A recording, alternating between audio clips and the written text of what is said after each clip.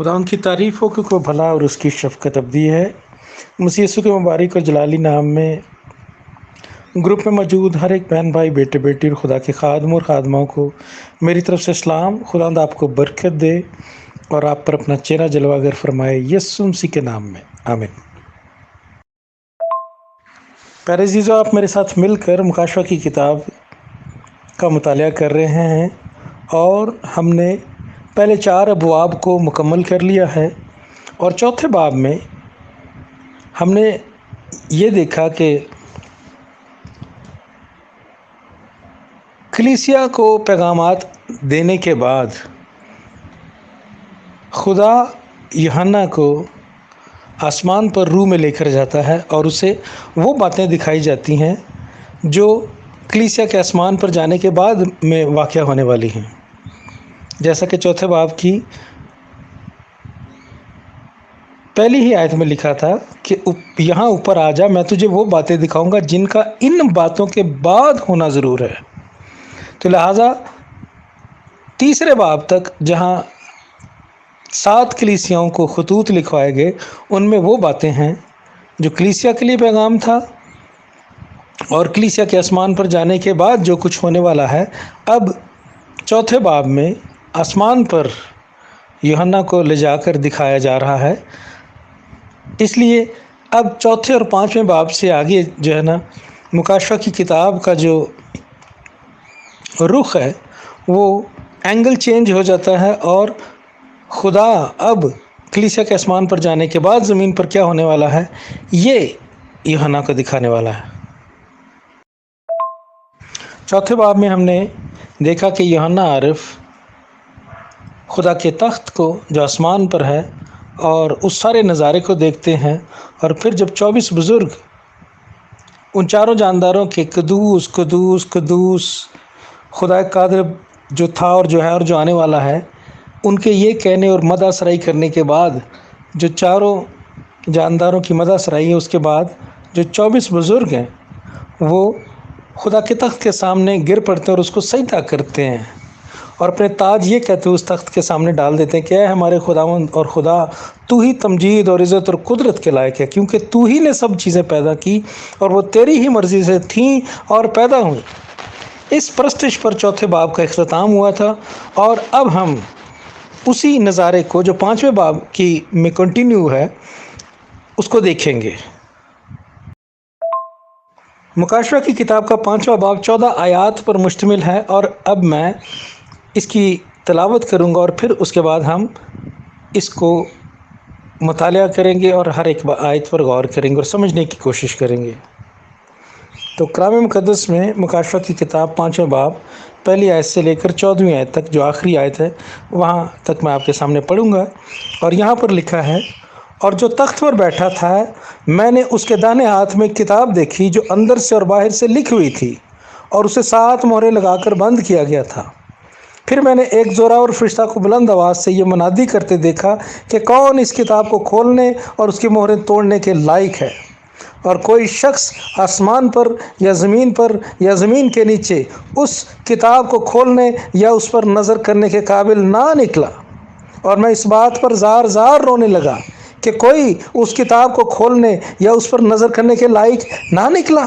तब उन बुज़ुर्गों में से एक ने मुझसे कहा, मत रो, देख यहूदा के कबीले का वो बबर, देख यहूदा के कबीले का वो बबर जो दाऊद की असल है, उस किताब और उसकी 7 मोहरों को खोलने के लिए गालिब आया है। और 6ठी आयत, और मैंने उस तख्त और चारों जानदारों और उन बुज़ुर्गों के बीच में गोया ज़िबा किया हुआ एक बर्रा खड़ा देखा। उसके 7 सींग और 7 आँखें थीं। ये खुदा की 7 रूहें हैं जो तमाम रोए ज़मीन पर भेजी गई हैं। उसने आकर तख्त पर बैठे हुए के दाहिने हाथ से उस किताब को ले लिया। जब उसने किताब ले ली तो चारों जानदार और 24 बुज़ुर्ग उस बर्रा के सामने गिर पड़े और हर एक के हाथ में बरबत और ऊद से भरे हुए सोने के प्याले थे। ये मुकद्दसों की दुआएं हैं। और 9वीं आयत में लिखा है, और वो ये नया गीत गाने लगे कि तू ही इस किताब को लेने और उसकी मोहरें खोलने के लायक है, क्योंकि तूने ज़िबा होकर अपने खून से हर एक कबीला और अहले ज़ुबान और उम्मत और कौम में से खुदा के वास्ते लोगों को ख़रीद लिया اور ان کو ہمارے خدا کے لیے ایک بادشاہی اور کاہن بنا دیا، اور وہ زمین پر بادشاہی کرتے ہیں۔ اور جب میں نے نگاہ کی تو اس تخت اور ان جانداروں اور بزرگوں کے گرد گرد بہت سے فرشتوں کی آواز سنی، جن کا شمار لاکھوں اور کروڑوں تھا، اور وہ بلند آواز سے کہتے تھے کہ ذبح کیا ہوا برہ ہی قدرت اور دولت اور حکمت اور طاقت اور عزت اور تمجید اور حمد کے لائق ہے۔ پھر میں نے آسمان اور زمین کے نیچے کی اوپر کی اور سمندر کی سب مخلوقات کو، یعنی سب چیزوں کو جو ان میں ہیں، یہ کہتے سنا کہ جو تخت پر بیٹھا ہے اس کی اور برہ کی حمد اور عزت اور تمجید اور سلطنت عبدالآباد رہے۔ اور چاروں جانداروں نے آمین کہا، اور بزرگوں نے گر کر سجدہ کیا، آمین۔ پیارے عزیزو، مکاشفہ کی کتاب در حقیقت ہمارے منجی خداوند یسوع مسیح اور کلیسیا کی فتح کی کتاب ہے۔ کلیسیا جو اپنے منجی یسوع مسیح کی وجہ سے فاتح بن گئی ہے، ان کو اس کتاب کے آخر میں آپ دیکھیں گے کہ بادشاہی ملتی نظر آئے گی، جس کا ذکر اس 5ویں باب میں بھی کیا گیا ہے۔ پیارے عزیزو، جو پہلی آیت ہے 5ویں باب کی، وہ یہ ظاہر کرتی ہے کہ یوحنا عارف کیا دیکھتے ہیں کہ جو تخت پر بیٹھا تھا اس کے دانے ہاتھ میں کتاب ہے جو اندر اور باہر سے لکھی ہوئی تھی، اور اسے 7 مہریں لگا کر بند کیا گیا تھا۔ اور پھر ایک زور اور فرشتہ کو بلند آواز سے یہ منادی کرتے سنا گیا، دیکھا گیا کہ جو یہ منادی کر رہا ہے کہ کون اس کتاب کو کھولنے اور اس کی مہریں توڑنے کے لائق ہے۔ بلکہ تیسری آیت تو یہ بھی کہتی ہے کہ زمین کے نیچے بھی کوئی اس جو مخلوقات ہیں ان میں سے بھی کوئی اس لائق نہیں نکلا۔ آسمان اور زمین کے نیچے بھی کوئی بھی ایک بھی ایسی شخصیت نہیں نکلی جو اس کتاب کو کھولے اور اس کی مہریں توڑے، تو دور کی بات ہے، اس پر نظر کرنے کے لائق ہی نہیں نکلے۔ جیسا میں پہلے ہی شروع میں بتا چکا ہوں کہ یہ کتاب روئے زمین کے انسانوں اور زمین کے فیوچر کی کتاب ہے۔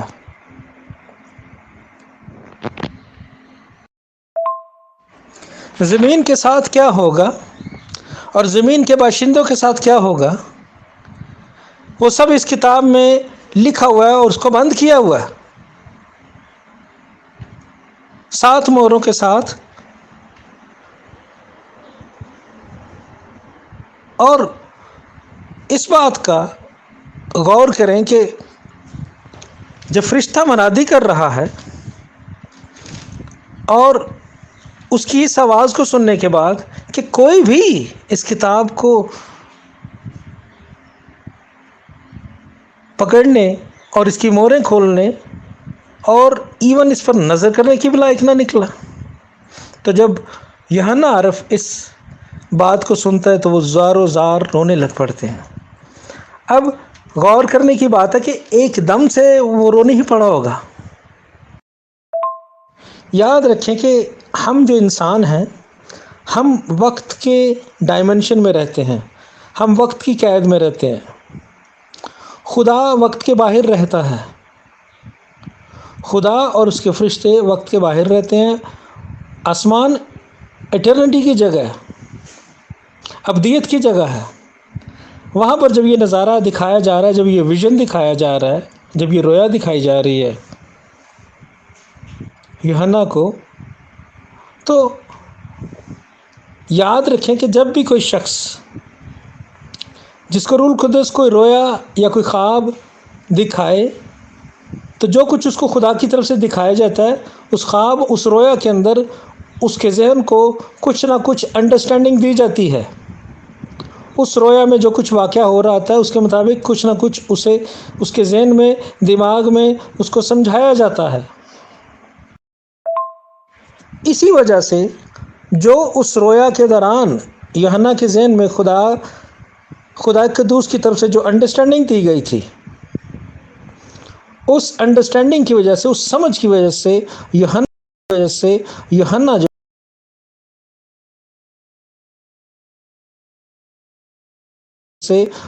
جو ہے وہ زار و قطار رونے لگ پڑا۔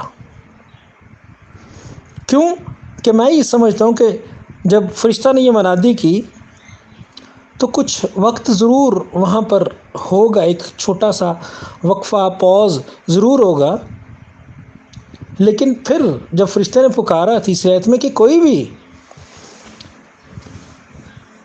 اس کتاب کو دیکھنے اور پکڑنے اور اس کی مہریں کھولنے کے لائق نہ نکلا، تو جب یہ بات ہوتی ہے تو یوحنا جو ہے نا وہ رونے لگ پڑتا ہے۔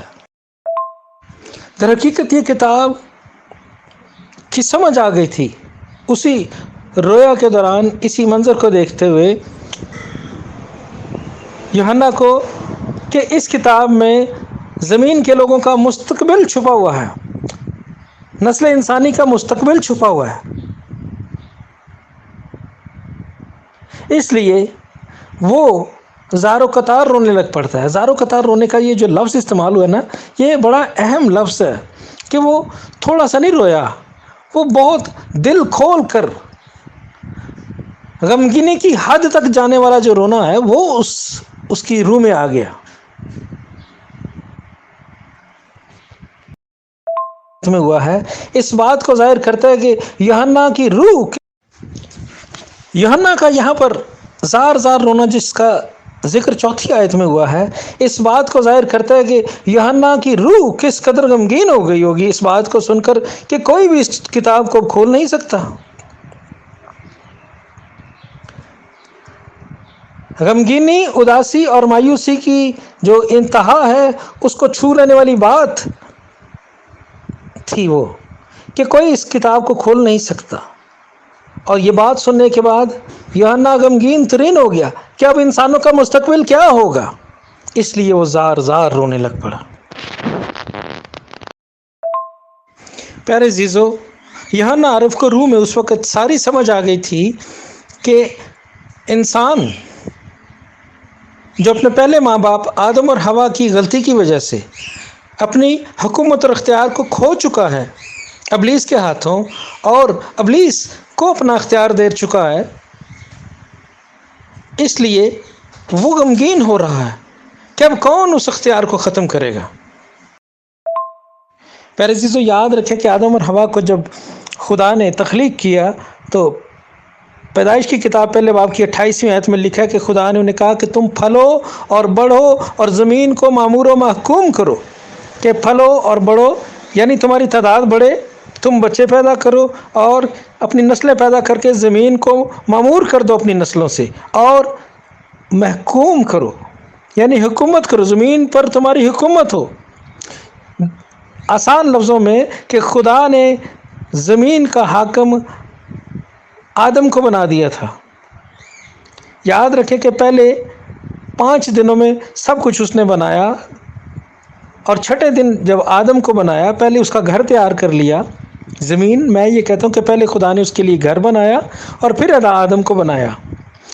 آدم کو بنانے کا جو آئیڈیا، جو خیال خدا کے دل کے اندر تھا، اس نے کہا کہ میں اس کو بناؤں گا لیکن اس سے پہلے اس کا گھر بناؤں گا۔ تو زمین کو اتنا خوبصورت، شاندار، ہرا بھرا، بہترین بنا کر پھر خدا نے آدم کو بنایا اور اس کو کہا کہ اب تو اس کا حاکم ہے۔ زبور کی کتاب اس کا 115واں جو زبور ہے اس میں لکھا ہے کہ آسمان تو خدا کا آسمان ہے لیکن زمین اس نے بنی آدم کو دی ہے، یہ ہمارا گھر ہے، اس پر ہماری حکومت خدا نے قائم کی تھی، لیکن آدم اور حوا کی غلطی کی وجہ سے یہ حاکمیت ابلیس کو مل گئی۔ ہم یہ کیسے جان سکتے ہیں کہ یہ حاکمیت پھر ابلیس کے پاس چلی گئی تھی؟ کیا کلام خدا میں کوئی ایسی آیت، کوئی ایسا ذکر موجود ہے جو اس بات کو ثابت کر سکے؟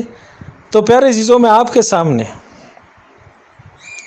مسیح یسوع سے زیادہ اوتھینٹک بات کس کی ہو سکتی ہے؟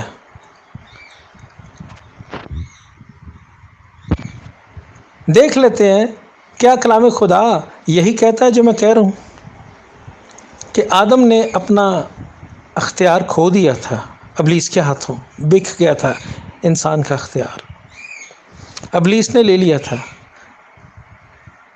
دھوکے سے، فراڈ سے، جھوٹ بول کر، انسان کو بہکا کر انسان کے ہاتھوں سے اس نے حکومت چھین لی تھی۔ میں اور زیادہ وضاحت کر دیتا ہوں اس بات کی۔ جتنی دیر تک آدم اور حوا خدا کے اس حکم کی فرما برداری کرتے رہے کہ تم اس پھل کو توڑ کر نہیں کھانا، کیونکہ جس دن تم نے یہ پھل کھایا تم مر جاؤ گے، لیکن ابلیس نے کیا آ کر حوا کو کہا تھا کہ تم ہرگز نہ مرو گے۔ اس کا یہ کہنا کہ تم ہرگز نہ مرو گے، اس بات کو ان کے دل میں، ان کی سوچوں میں ڈالنے کا آغاز تھا کہ خدا جھوٹ بول رہا ہے، تم ہرگز نہ مرو گے، خدا نے جھوٹ بولا ہے تم سے۔ در حقیقت وہ ان سے یہی کہہ رہا تھا کہ خدا نے جھوٹ بولا ہے کہ تم ہرگز نہیں مرو گے، تمہیں کچھ بھی نہیں ہوگا، تم زندہ رہو گے ہمیشہ تک۔ اس نے ان کو جھوٹ بولا، اور دکھ کی، تکلیف کی بات یہ ہے، افسوس کی بات یہ ہے کہ حوا نے اسی کے کہنے کو سچ سمجھا۔ سمجھنے کی بات یہ ہے کہ پہلے وہ خدا پر ایمان رکھتے تھے، خدا کی بات کو سچ سمجھتے تھے، اب انہوں نے ابلیس کی بات کو سچ سمجھ لیا کہ ہم ہرگز نہیں مریں گے اور خدا کی مانند نیک و بد کے جاننے والے بن جائیں گے۔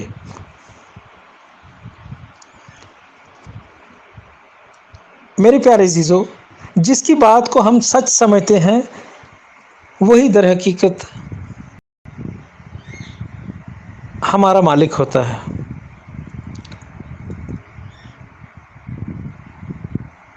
اب نسل انسانی اس بات سے آگے خود بخود ابلیس کے اختیار میں چلی گئی، کیونکہ انہوں نے اس کی بات کو سچ جان لیا اور خدا کی بات کو رد کر دیا جو سچ اور حقیقت تھی، اور انسان مرنا شروع ہو گیا اور موت نے اس پر قبضہ کر لیا۔ کیا در حقیقت واقع ہی ابلیس زمین کا حاکم بن گیا تھا؟ دیکھیے اس بات کو کیسے ہم جان سکتے ہیں کہ کیا در حقیقت یہ بات یوں ہی تھی۔ لوکا کی انجیل اس کے 4 باب میں یسوع ناصری کو جب ابلیس آزماتا ہے تو 5ویں آیت میں اور 6 آیت میں آپ کے آگے پڑھوں گا کیا لکھا ہے، غور کر لیں اس بات کو۔ لوکا کی انجیل اس کا 4 باب 5ویں اور 6 آیت میں کیا لکھا ہے؟ اور ابلیس نے اسے اونچے پر لے جا کر دنیا کی سب سلطنتیں پل بھر میں دکھائیں اور اس سے کہا کہ یہ سارا اختیار اور ان کی شان و شوکت میں تجھے دے دوں گا، کیونکہ یہ میرے سپرد ہے اور جس کو چاہتا ہوں دیتا ہوں۔ دیکھیں لوکا کی انجیل 4 باب اس کی 5ویں اور 6 آیت میں ابلیس یسوع کو آزمانے کے لیے ایک اونچی جگہ پر لے کر جاتا ہے، اور وہاں جا کر کیا یسوع کو کہتا ہے کہ دیکھ یہ ساری سلطنت پوری روئے زمین کی میرے سپرد کی گئی ہے، اور میں اسے تجھے دے دوں گا اگر تو مجھے جھک کر سجدہ کرے۔ ہم جانتے ہیں کہ یسوع نے اس کو اس بات پر جھڑکا اور اس کو کہا کہ اے ابلیس دور ہو، کیونکہ لکھا کہ تو خداوند اپنے خدائی کو سجدہ کر۔ لیکن اہم نقطہ جس کو لوکا کی انجیل نے کھل کر بیان کیا ہے کہ ابلیس نے جب یسوع کو بھی پھنسانے کی کوشش کی، جیسے آدم اور حوا کو تو اپنے انڈر لے آیا تھا ان سے غلطی کروا کر، لیکن یسوع کو اپنے انڈر نہیں لا سکا۔ یسوع نے اس کی بات پر عمل نہیں کیا، لیکن جو بات ہم سیکھنا چاہتے ہیں، جو نقطہ ہم سیکھنا چاہتے ہیں ان آیات میں، وہ یہ ہے کہ یسوع ناصری نے ابلیس کے اس کلیم کو رد نہیں کیا کہ جو تو بات کہہ رہا ہے وہ جھوٹ ہے، کیونکہ یسوع نے اسے اس بات سے ڈانٹا نہیں کہ تو جھوٹ بول رہا ہے کہ یہ سب سلطنتیں تیرے قبضہ میں ہیں۔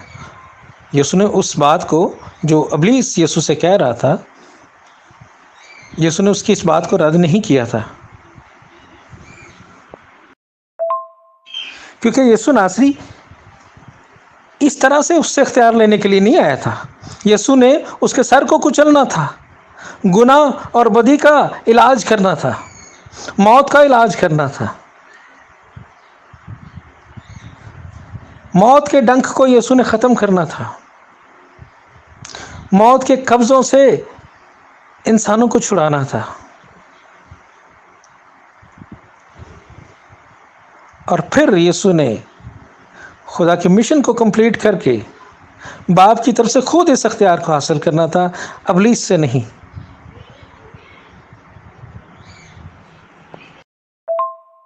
لہٰذا لوکا کی انجیل کے 4 باب میں ہم نے یہ دیکھا ہے کہ یسوع نے ابلیس کے اس کلیم کو رد نہیں کیا کہ وہ زمین پر حاکم ہے اس وقت۔ یوحنا کی انجیل کے 12ویں باب میں بھی ہم دیکھتے ہیں کہ یسوع ابلیس کی حاکمیت کی بات کرتے ہوئے ہمیں نظر آتے ہیں، جو زمین پر اس کے پاس اختیار ہے، اس کی بات کرتے ہوئے یسوع ناصری یہ بیان کر رہے ہیں۔ یوحنا کی انجیل کے 12ویں باب کی 31ویں آیت میں لکھا ہے، یسوع نے کہا کہ اب دنیا کی عدالت کی جاتی ہے، اب دنیا کا سردار نکال دیا جائے گا۔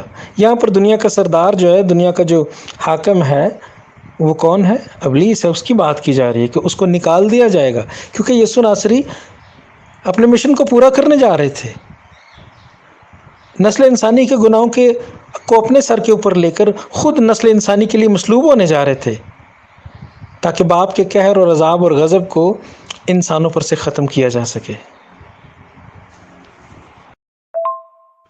پھر یوحنا کی انجیل اس کے 16ویں باب میں یسوع ایک دفعہ پھر ابلیس کو دنیا کا سردار کہہ کر مخاطب کرتے ہوئے نظر آتے ہیں۔ 11ویں آیت میں لکھا ہے، یوحنا کی انجیل 16ویں باب کی 11ویں آیت میں لکھا ہے، عدالت کے بارے میں اس لیے کہ دنیا کا سردار مجرم ٹھہرایا گیا ہے۔ دنیا کے سردار کو خدا نے مجرم ٹھہرایا ہے، جو دنیا کا سردار بن چکا تھا اس کو یسوع نے کہا کہ خدا نے مجرم ٹھہرایا ہے۔ پھر افسیوں کے خط اس کے 2 باب کی 2 آیت میں بھی ابلیس کو ہوا کی عملداری کا حاکم کہا گیا ہے۔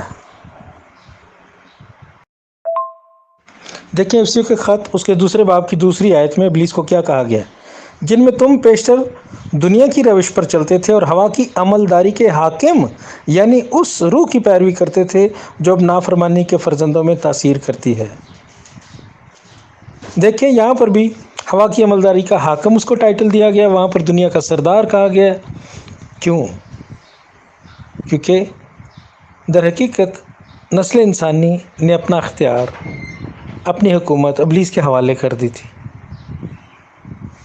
خدا نے آدم کو حاکم بنا دیا تھا زمین کا، لیکن آدم نے اپنی حاکمیت ابلیس کے پاؤں میں رکھ دی، اس کے بہکاوے میں آ کر۔ اس بات کو اور ہم آسانی سے سمجھ سکتے ہیں جب یسوع نے اپنے شاگردوں کو دعا کرنا سکھایا تو ان کو کیا سکھایا دعائے ربانی میں؟ کہ اے ہمارے باپ، تیرا نام پاک مانا جائے اور تیری بادشاہی آئے۔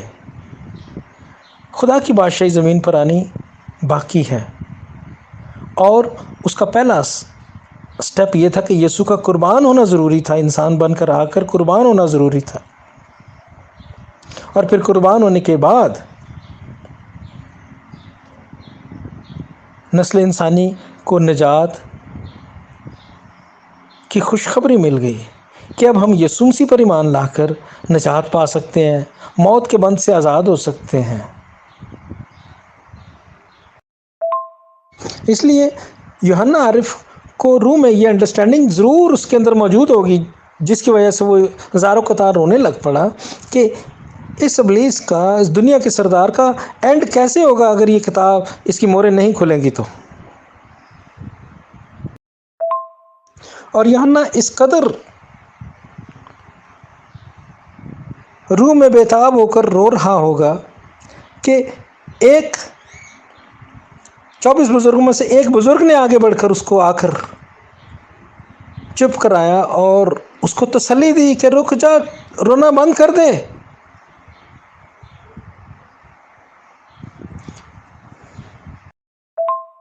پانچویں آیت میں لکھا ہے، تب ان بزرگوں میں سے ایک نے مجھ سے کہا، مت رو، دیکھ یہودا کے قبیلہ کا وہ ببر جو داؤد کی اصل ہے، اس کتاب اور اس کی 7 مہروں کو کھولنے کے لیے غالب آیا ہے۔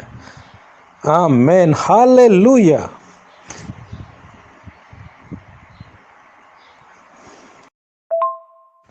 پیارے عزیزو، बुजुर्ग ने यूहन्ना अरफ को यसु का तारुफ ये कहकर करवाया इस आयत में, और ये पहली मर्तबा कलाम खुदा में यसु के लिए ये टाइटल एक ही दफ़ा इस्तेमाल हुआ, यहूदा का बब्बर।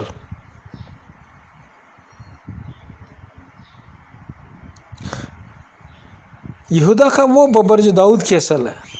अब क्यों उसने इस यूहन्ना अरफ को इस तरह से याद दिलवाने की कोशिश की?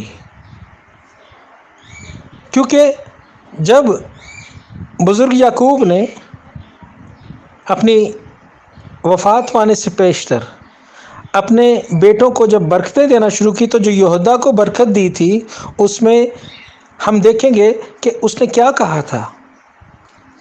उसी वजह से वो यसु का ये टाइटल इस्तेमाल कर रहा है यहाँ पर कि वो यहूदा का बब्बर है, जो दाऊद की असल और से जिसका ताल्लुक है। वो इस किताब की 7 उम्रों को खोलने और इसके लिए गालिब आया है। प्यारी चीज़ों, पैदाइश की किताब उसके 49वें बाब चैप्टर 49, जेनेसिस चैप्टर 49, पैदाइश 49 बाब उसकी 8वीं और 9वीं और 10वीं आयत में आपके लिए पढ़ूंगा। यहाँ पर लिखा है, ऐ यहूदा, तेरे भाई तेरी मदद करेंगे, तेरा हाथ तेरे दुश्मनों की गर्दन पर होगा, तेरे बाप की औलाद तेरे आगे सरनगू होगी। यहूदा शेर बब्बर का बच्चा है, ऐ मेरे बेटे तू शिकार मार कर चल दिया है। वो शेर बब्बर बल्कि शेरनी की तरह दुबक कर बैठ गया, कौन उसे छेड़ेगा? यहूदा से सल्तनत नहीं छूटेगी, ना उसकी नस्ल से हुकूमत का असा मौकूफ़ होगा, जब तक कि शैलो ना आए और कौमें उसकी मती होंगी। हालेलुया। देखें यहाँ पर बुज़ुर्ग याकूब ने अपनी रहलत से पहले, अपनी ज़मीन पर से रुखसती से पहले ही यहूदा के लिए ये कह दिया कि तू शेर बब्बर है, तू शेर बब्बर का बच्चा है। तो यहीं से ये टाइटल यसु के लिए मखसूस हो गया, क्योंकि यसु यहूदा ही के कबीले में से यसु का ताल्लुक है, क्योंकि यसु की माँ मुकद्दसा मरियम वो यहूदा और दाऊद का ताल्लुक यहूदा के कबीले से था। यहूदा के कबीले में से दाऊद था, और दाऊद के साथ खुदा ने अहद किया था, और दाऊद ही की नस्ल में से यसु की जो माँ है मुकद्दसा मरियम, वो थी जो यसु को ज़मीन पर पैदा करने का वसीला बनी। और जो यसु का पालने वाला बाप मुकद्दस यूसुफ है, वो भी दाऊद की नस्ल से थे। यानी दोनों माँ बाप जो ज़मीन पर थे वो यहूदा के कबीले से थे, दाऊद के कबीला में से थे। इसलिए यसु को वही टाइटल दे दिया गया, यहूदा का बब्बर, क्योंकि याकूब ने यहूदा को कहा था कि तू शेर बब्बर का बच्चा है। वो प्रोफेटिक बात जो नबूवती कलाम जो याकूब ने किया था, उसको खुदा ने यहाँ पर पूरा करते हुए रोया में यूहन्ना अरफ को याद दिलवाया कि ये यसु का टाइटल है, यहूदा का बब्बर है। वो जो अपनी नस्ल के ख़िलाफ़, अपने लोगों के ख़िलाफ़ हर उठे हुए हाथ को तोड़ देगा और हमेशा के लिए ख़त्म कर देगा। और फिर इस प्रोफेटिक विजन की स्लाइड बदलती है, और यूहन्ना को इसी विजन में अगली स्लाइड में क्या दिखाया जाता है कि जो खुदा का तख्त है और चारों जो जानदार हैं और जो बुज़ुर्ग हैं, उनके बीच में ज़िबा किया हुआ एक बर्रा खड़ा है। ये कैसी रूहानी प्रोफेटिक विजन है जिसको आम इंसानी अकल से समझना मुश्किल है कि एक ज़िबा किया हुआ बर्रा खड़ा है, जो ज़िबा भी हुआ है लेकिन जिंदा है। हालेलुया। हम इस बात को रूहानी तौर पर समझते हैं कि यीशु मसीह खुदा का बर्रा है, और यहाँ पर वही विजन وہی تصویر، وہی روپ یسوع کا دکھایا گیا ہے یوحنا عارف کو، کہ در حقیقت یسوع ہی خدا کا برہ ہے، جو ذبح بھی ہو گیا، جو مصلوب بھی ہو چکا ہے، جو قربانی بھی دے چکا ہے سب کے گناہوں کی، اور وہ زندہ ہے اور کھڑا ہے خدا کے تخت اور بزرگوں اور جانداروں کے بیچ میں، اور اس ذبح کیے ہوئے برے کے 7 سینگ اور 7 آنکھیں ہیں، اور لکھا کہ یہ خدا کی 7 روحیں ہیں جو تمام روئے زمین پر بھیجی گئی ہیں۔ اب پھر یہاں پر 7 کا ہی لفظ استعمال ہوا، 7 مہریں، 7 کلیسیائیں، 7 نرسنگے، اور خدا کے برے کے 7 سینگ اور 7 آنکھیں ہیں، جو خدا کی 7 روحیں جو تمام روئے زمین پر بھیجی گئی ہیں۔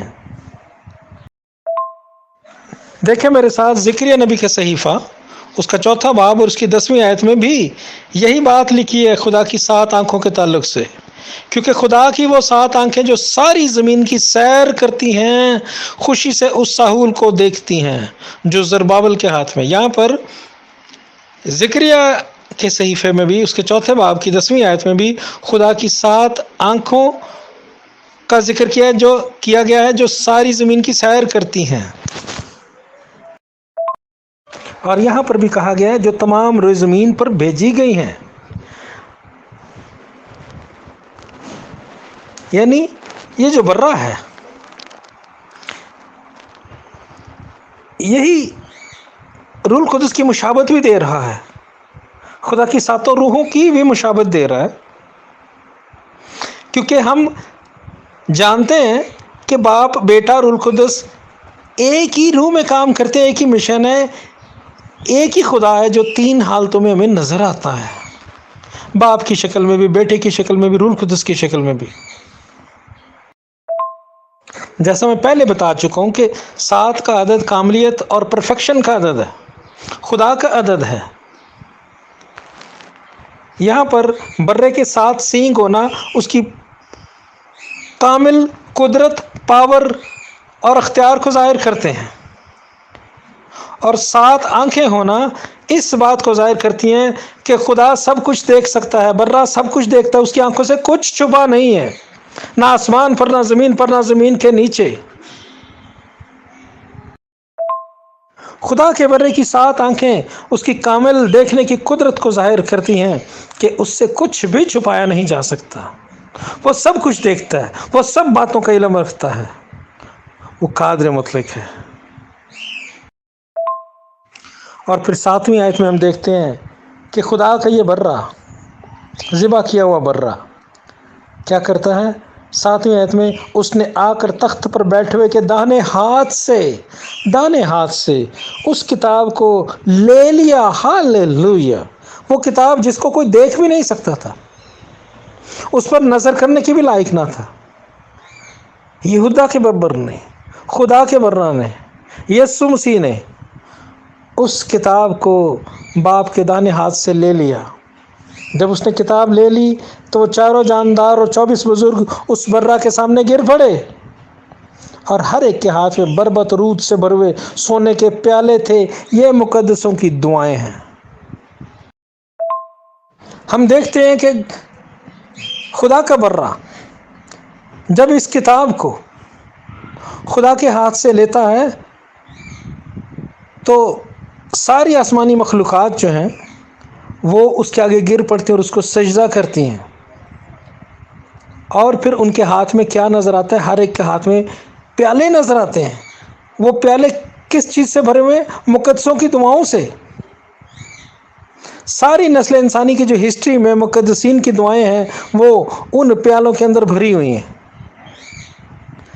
کیونکہ مقدسین نے زمین پر ہمیشہ دکھ سہے، ماریں کھائیں، تکلیفیں سہیں، ابلیس کے اختیار اور قدرت کے زور کو برداشت کیا اور اس کے ساتھ جنگ کی، اور سختیاں سہیں، دکھ سہے اور بہت سی دعائیں کی،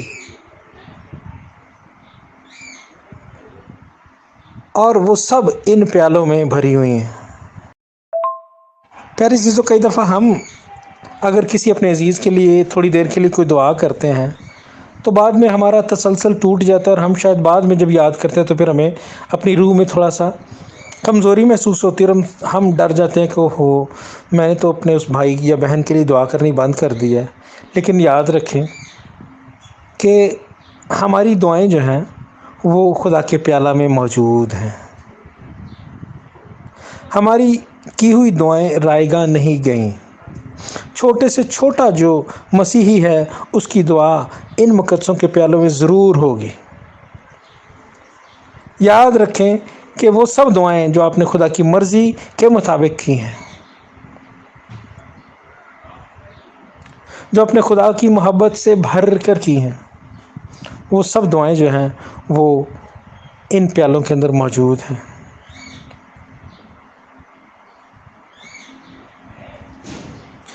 میرا ایمان ہے کہ جب مقدسین دعا کرتے ہیں، جب یسوع مسیح پر ایمان رکھنے والے، یسوع سے پیار کرنے والے دعا کرتے ہیں، تو ان کی کوئی ایسی دعا نہیں ہوتی جو خدا کی مرضی کے خلاف ہو۔ اس لیے آپ اور میں ہم یہ کانفیڈنس رکھ سکتے ہیں کہ آج اگر ہماری دعاؤں کا جواب نہیں بھی آ رہا تو کوئی بات نہیں، ہماری دعائیں ان مقدسوں کے پیالوں میں ضرور موجود ہیں، اور خدا ہماری ہر ایک دعا کا جواب ضرور دے گا۔ سب بزرگوں کا برہ کے سامنے گر پڑنا یہ ایک اہم ترین لمحہ نظر آتا ہے، جس میں وہ اس بات کے لیے برہ کے شکر گزار اور اس کی حمد کر رہے ہیں کہ تو اس لائق ہے کہ تو نے باپ کے ہاتھ سے اس کتاب کو لیا ہے۔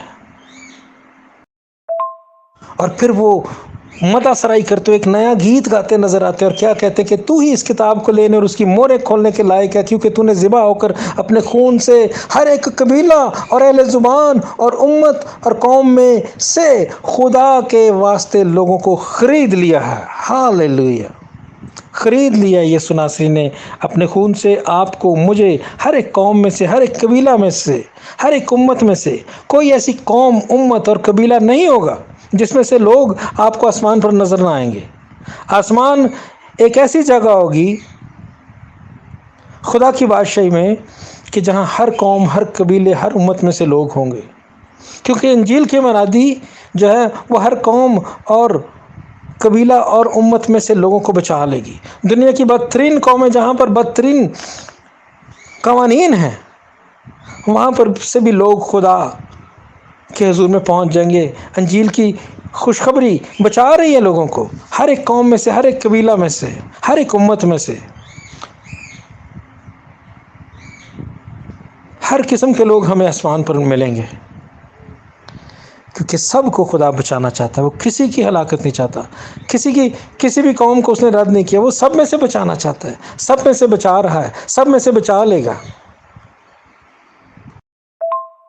اور پھر 10ویں آیت میں کہ خدا کے لوگ جو ہیں کیا کریں گے؟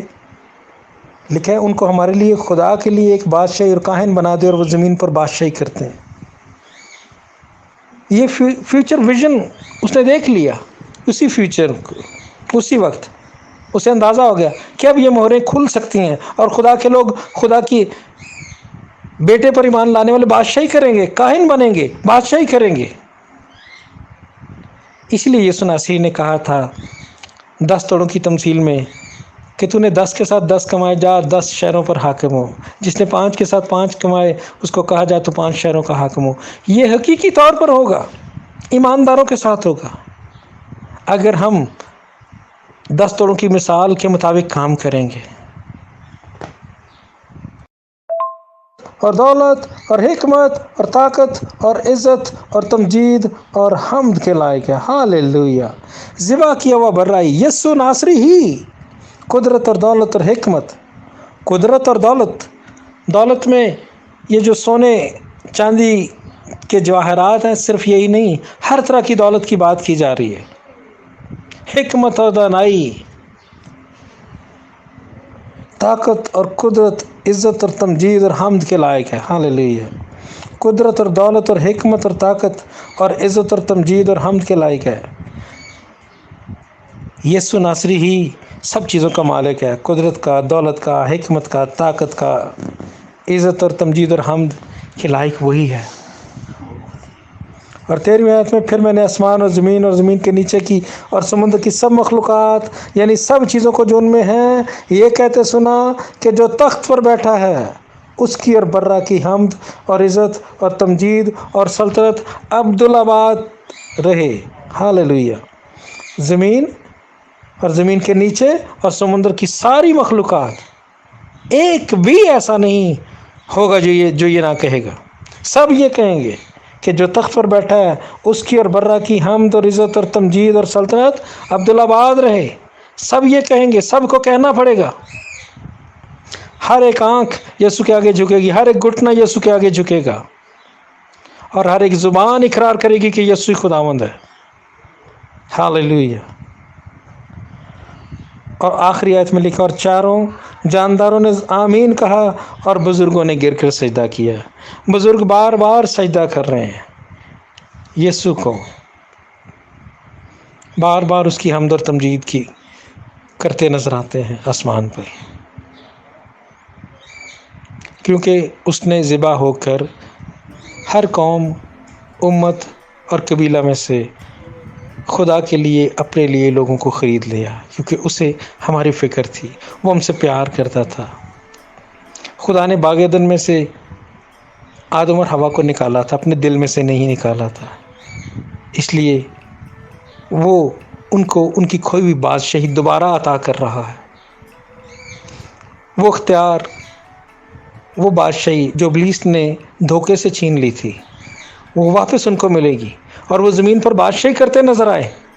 10ویں آیت میں یقیناً خدا اپنے لوگوں کو ان کی بادشاہی واپس دینے جا رہا ہے کہ وہ یسوع کے ساتھ زمین پر بادشاہی کریں اور انجوائے کریں زمین کو جیسے خدا چاہتا تھا۔ خدا آپ سب کو برکت دے۔ God bless you.